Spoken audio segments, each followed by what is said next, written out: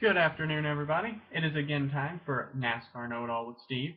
Today, my topic is going to be something a little bit different. Instead of talking about current events, I'm going to talk about, in my opinion, who are the 10 greatest NASCAR drivers in the history of the sport.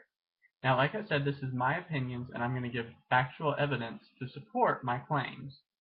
Before I begin with the top 10, though, I'm going to give one for an honorable mention. So I guess you could say this driver I would rank as the 11th best. My honorable mention will go to NASCAR driver Mark Martin. Unfortunately, Martin is known for everything he never accomplished in the sport. He finished second in the championship 5 times, and unfortunately, he lost in a photo finish in the Daytona 500, and he's also finished second in the Brickyard 400 multiple times. He did, however, win the All-Star race several times. He's a 2-time champion of the Southern 500, and he's a champion of the Coca-Cola 600. Also, he won 40 career NASCAR Sprint Cup Series races, he won 49 NASCAR Nationwide Series races, and 7 Camping World Truck Series races, putting him at 95 NASCAR wins total.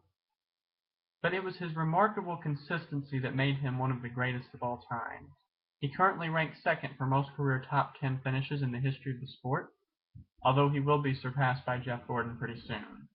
He ranks 4th on the all-time list for most top 10 finishes in the sport, and he ranks second all-time for most career second-place finishes in a race. So, as you can see, Mr. Martin was known more for those second-place finishes. But still, 40 wins during the competitive era that he drove, and he nearly won the championship at age 50. Many people believe he would have won the title in 1990 had he not been penalized his 46 points, because he ended up losing the title that year by 26. Nevertheless, in my opinion, Mark Martin, with his strong demeanor to win, his positive attitude, his refusal to lose mentality, and his good-heartedness, and his ability to never give up, in my opinion, make him one of the greatest of all time. Now let's move on into the top 10. My 10th driver I have is Rusty Wallace. Wallace was the '89 NASCAR Winston Cup Series champion. He won 54 races in the sport, but what sets him apart from others was his remarkable dominance on the short tracks. Over half of his wins came on short tracks. 9 times at Bristol, 6 times at Richmond, 7 times at Martinsville, 3 times at the old North Wilkesboro Speedway. He also was really good in his early days at the 1-mile tracks, having won at Rockingham 5 times, Dover 3 times, he won at Phoenix and New Hampshire each. He definitely excelled on the shorter tracks. He was definitely maybe one of the greatest finesse drivers we've ever seen. What made Rusty so good on his short tracks? Even though he was a clean driver, he wasn't afraid to use the bumper when he had to. He definitely accomplished a lot in our sport, and for being able to go 16 consecutive years with at least 1 win, that tied Ricky Rudd at the time for second for most consecutive wins, or most consecutive seasons with at least 1 win. That's pretty impressive. Rusty, in my opinion, definitely deserves his spot in the NASCAR Hall of Fame. At number 9, I have a current NASCAR driver. His name is Tony Stewart. With 48 career wins and 3 championships, Stewart has done a lot more than many people thought someone from open wheel racing could have done. The 2 prior drivers I spoke of, Rusty Wallace and Mark Martin, both came from ASA racing in the Midwest. Stewart came from racing open wheel cars, but yet still in the Midwest, being from Indiana. Stewart has accomplished so much in his career. His 3 championships are impressive because he did them in 3 different ways. He won in 2002, that was under the old format. He won the chase format in 2005 on consistency, and he won the chase format again in a tiebreaker in 2011, having won 5 of the last 10 races, defeating Carl Edwards because of that tiebreaker. Some of the races that Stewart won set him apart. His driving ability is second to none. The one thing that eludes Stewart on his career is he's yet to win the Daytona 500. But will he ever win? We'll have to see. Other than that, he's won on every track the NASCAR Series races at but 2 of them. He's yet to win at Darlington, and he is yet to win at Kentucky. Nevertheless, his ability to win on road courses, short tracks, restrictor plate tracks, intermediate tracks, flat tracks, he's shown that he can win at any track at any given time. Number 8. We're moving right on along. I've decided to put Bobby Allison as number 8. Now, most people would probably think this is kind of low for a driver who won 83 times in the NASCAR 84 times in the NASCAR Sprint Cup Series. Although Allison will claim that he actually won one more race that he wasn't given credit for. Believe it or not, Bobby Allison won races with 16 different teams. 16, that's quite phenomenal. But in my opinion, it's that ability that it took him, that, he drove for so many teams. Most of the drivers I'm going to mention today only drove for one or two top teams. So that's the thing that's kind of negative, in my opinion, about Bobby Allison. Now, yes, he did finally win that championship in 1983 after having lost several that which he should have won. He's also a three-time Daytona 500 champion, but I think most people will always remember him for finally capturing that championship in 1983 and for defeating his son Davey in the 1988 Daytona 500 in the victory in which would become ultimately Allison's last. A lot of people say his legacy lived on with his two sons, Clifford and Davey.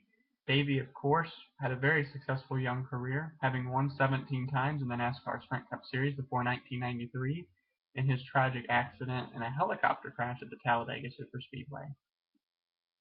Coming in at number 7, I think we're going to go with, this time, I know this seems kind of low, but I'm actually going to go with Cale Yarborough. Now you'd say, well, Cale Yarborough, that seems a little bit low. Yarborough won 83 times in the NASCAR Sprint Cup Series. He won 3 Daytona 500s, including back-to-back, being one of only three drivers to ever accomplish that. He did it in 1983 and 1984. Richard Petty and Sterling Marlin were the other two drivers who had done that. But Cale Yarborough, in my opinion, most successful journey was when he won 3 championships in a row, in 1977, 1978, and 1979. It looked like he would win a 4th in a row, but Dale Earnhardt Sr. would take the points lead after the Martinsville race in the fall, holding off Yarborough to win by 12 points. Still, Cale Yarborough showed that he was a fierce competitor behind the wheel. When he got up on the wheel and pulled those belts tight one last time and pulled those gloves up, there were very few that could beat him. He was very cagey at Daytona and Talladega. He had that slingshot down better than anyone else. He definitely was a wheelman. There's no denying that. He really was. And he won the Daytona 500 in 3 different decades. That's pretty impressive as well. Coming in at number 6, I have a driver close to my hometown. That would be Darrell Waltrip, winning 84 times in the NASCAR Sprint Cup Series and 3 championships. He also won the 1989 Daytona 500, and he was the inaugural winner of the All-Star race. Now, Darrell, he did a lot of his winning with his mouth. As people often say, he talked his way into 2 of his 3 championships, including 1985 when Bill Elliott won all the races, including the Winston Million. But Darrell persevered much like he always had, and he came out on top. I think the thing that made Darrell strive to be his best was he lost the championship at Dyard Racing in 1979 to Richard Petty. I think from that point forward, they decided, hey, we've got to do better than this. I think actually I just made an error. I mentioned earlier Cale Yarborough's 3 championships in a row. He did that in 76, 77, and 78. I think I threw in 79, but that's incorrect. But yes, Darrell Waltrip, most of his success came with Junior Johnson Racing in the number 11. Just like Rusty Wallace, he was the king of the short tracks, winning 12 times at Bristol, including 7 in a row. How does somebody manage to survive Bristol for 7 in a row, let alone win there? He did it in a very sneaky mentality. You often never knew where he was running to the very last 100 laps. Still, Darrell Waltrip, in my opinion, is easily the 6th best, if not better yet. Coming in at number 5. Some people are going to think I'm crazy here, but I'm going to go with Richard Petty. Yes, he won 200 races. Yes, he won 7 championships. Yes, he won 7 Daytona 500s. But in my opinion, it was the time frame that he won them in what sets a few drivers apart. I mean, his accomplishments will always speak for themselves. His 200 wins will never be reached. Now, granted, his 7 championships, there is a chance that could be surpassed. I highly doubt anyone will surpass his 7 Daytona 500 victories. But the thing about Petty is, like I say, just the time period he drove in. I think that's what sets a few drivers apart. It's a more competitive sport now than what it was at that time period. His fiercest rivals were David Pearson, Bobby Allison, and Cale Yarborough. Still, he is the king, and he will forever be one of the greatest. In most people's eyes, probably the greatest. One thing, though, the reason I did put him a little bit further down, he holds the record for most races lost. However, when you hold the record for most races attempted, you're going to most likely have that record. Coming in at number 4, I have Dale Earnhardt Sr. Now, it's 76 wins, 7 championships, the 1998 Daytona 500 victory. He won the Southern 500, the Coca-Cola 600, the All-Star race. He did it all in the sport. But everyone will remember his 20th attempt of the Daytona 500 as being his greatest, when he would win finally. The reason I don't have him any higher is even though he has 7 championships, as far as I'm concerned, he realistically only won 6. His 1990 NASCAR championship, in my opinion, really, I don't know if you should say that really he deserved it as much as somebody else. Mark Martin had the championship won and was penalized 46 points. Martin would end up losing by 26 points, so theoretically or mathematically, Mark Martin should have won. Still, Earnhardt's demeanor on the racetrack was unmatched. He showed that with some of the moves he would make in the IROC series, currently having the second most wins and the second most championships in the IROC series, second only to, ironically, Mark Martin. Still, Dale Earnhardt was one of the greatest to ever sit behind the wheel. When it came to getting up on the wheel, he could do it. He won on short tracks, countless short tracks, with his super aggressiveness. He won on the restricted tracks with his ability to see the air, as he said. He won on a great deal of intermediate tracks. He won 14 times on mile-and-a-halfs. And finally, in 1995, he would pick up that road course victory at Sonoma, after passing Mark Martin for the lead with 2 laps to go. Coming in at number 4. This one's going to seem hard, number 3. I really thought long and hard about this, but my number 3 is going to be Jeff Gordon. He's already won 92 times in the NASCAR Sprint Cup Series, and he has a chance to get to number 100. That's pretty phenomenal. He's won 4 NASCAR Sprint Cup Series championships, 3 Daytona 500s, 5 Brickyard 400s, 5 Southern 500s, 3 Coca-Cola 600s, and 3 All-Star races. His success has been unrivaled. He was the king of the 1990s, he's been stellar in the 2000s, and for the first time since 2001, he can theoretically win the title. Or, let me rephrase that, he realistically can win the championship this year. And he's done that with multiple crew chiefs. The beginning of his success was with Ray Evernham. Ray Evernham would leave the team at the end of 1999, and Jeff Gordon would actually win races with interim crew chief Brian Weitzel to end the season. In 2000, Robbie Loomis would become his crew chief. Loomis would stay on board through 2005 when Steve Letarte would become the crew chief. In 2011, Alan Gustafson would become the crew chief. Gustafson and Gordon have undoubtedly kindled that magic that Gordon saw with Robbie Loomis and especially Ray Evernham. Jeff Gordon's driving abilities will forever, in my opinion, put him so high up on the radar. He's won on every kind of track. In fact, he's won on every track the NASCAR Sprint Cup Series races at except for the Kentucky Speedway, and he's only raced there 3 times. He also won at the Old North Wilkesboro Speedway and at Rockingham. Coming in at number 2, I have Jimmy Johnson, the 6-time champion who realistically can win 7 or more.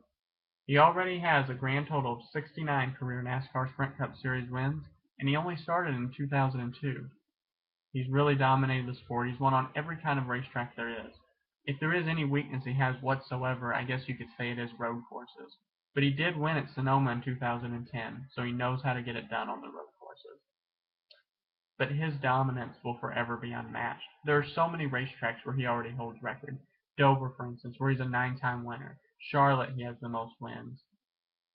I wouldn't be surprised when he retires if he hits the 100 mark. But coming in at number 1, I have the Silver Fox, David Pearson. At 105 wins and 3 championships, I think David Pearson was the greatest of all time.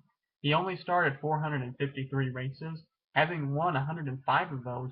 That's basically 1 in every 4 attempts he would win. He only ran full-time 4 times in his career, and he won 3 of them.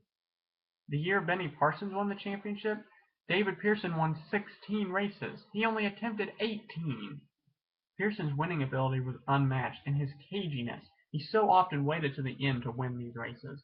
In 1975, when he won the Firecracker 400, the pull over on the last lap to beat or to give Petty the lead and then to take it back was phenomenal. I guess this marks the end.